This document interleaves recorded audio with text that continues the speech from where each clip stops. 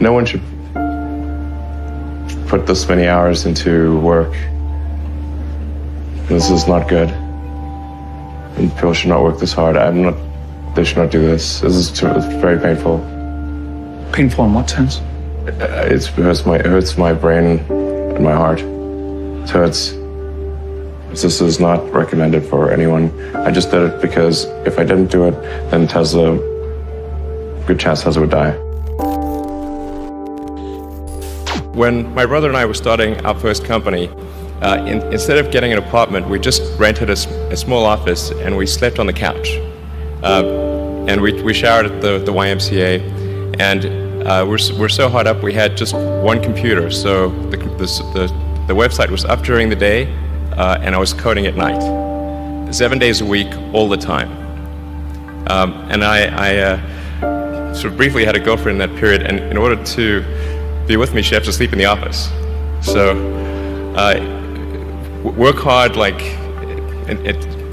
every waking hour. That's the thing I would say particularly if you're starting a company. And I mean, if you do simple math, you say like, okay, if somebody else is working 50 hours and you're working 100, you'll get twice as much done in the course of a year as the other company. I mean, Tesla really faced a severe threat of death due to the Model 3 production ramp. Essentially, the company was bleeding money like crazy, and just if we didn't solve these problems in a very short period of time, we would die. And it was extremely difficult to solve them. How close to death did you come? Within single-digit weeks. 22 hours a day, or like how many hours? Just working, so 7 days a week, sleeping in the factory.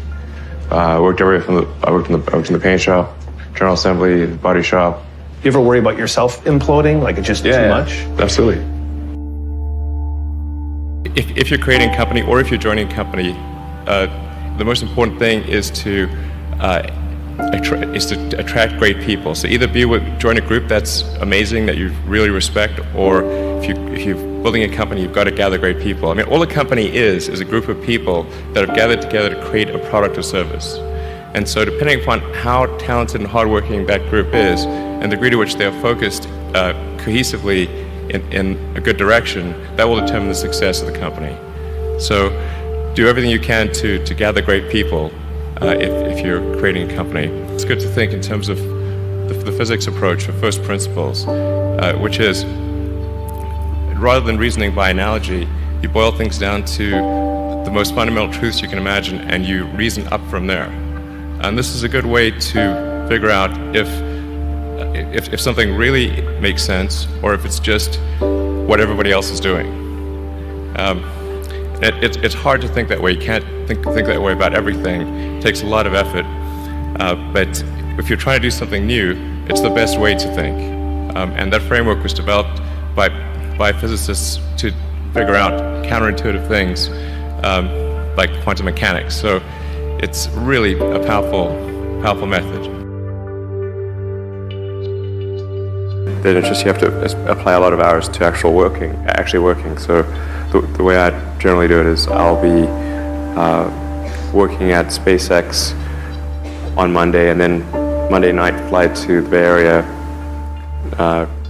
spend Tuesday and Wednesday in the Bay Area, then at Tesla, and then fly back on Wednesday night, spend Thursday and Friday at SpaceX. In the last several months, then I would fly back here on a Saturday and either spend Saturday and Sunday at Tesla or spend Saturday at Tesla and Sunday at SpaceX. Just showing up is half the battle. Just, you got to try hard to do it, and don't be afraid of failure.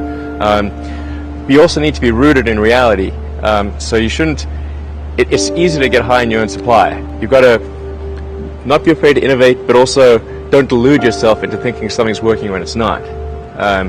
Or you're going to get fixated on a bad solution. Don't be afraid of new arenas. You can get a book, you can learn something, and experiment with your hands, and just make it happen. Find a way or make a way to get something done. But I think people can choose to be not ordinary. They can choose to not necessarily conform to the conventions that were taught to them by their parents. So yes, I think it's possible for ordinary people to choose to be extraordinary.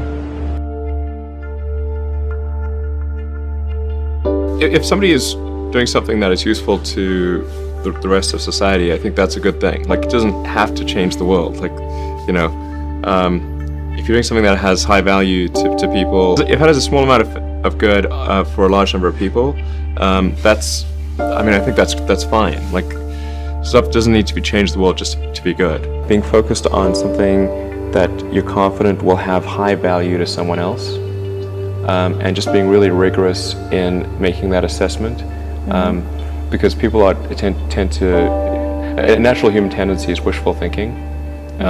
So a challenge for entrepreneurs is to say, well, what's the difference between really believing in your ideals and sticking to them versus pursuing some unrealistic dream that doesn't actually have merit? And that is a really difficult thing to tell. Can you tell the difference between those two things? Right. You know? So you need to be sort of very rigorous in your self-analysis. I think certainly extremely tenacious, and then just work like hell. I mean, you just have to put in, 80 to 100 hour weeks every week. But all those things improve the odds of success. Okay.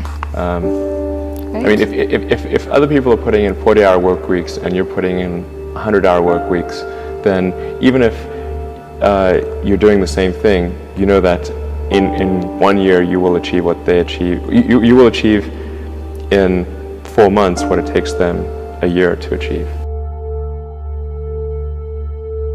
You construct this like there's this great holy grail potential in the future. You have to stay grounded in the short term. So because if you don't do things that pay the bills, you're not going to achieve the ultimate long-term objective. But it's nice to have that sort of holy grail long-term potential out there as an inspiration for coming to work. It's really a mindset. You have to decide, we're going to try to do things differently. Well, provided that they're better. You shouldn't do things differently just because they're different. They need to be different and better. But I think you just have to sort of decide. Let's think beyond the normal stuff and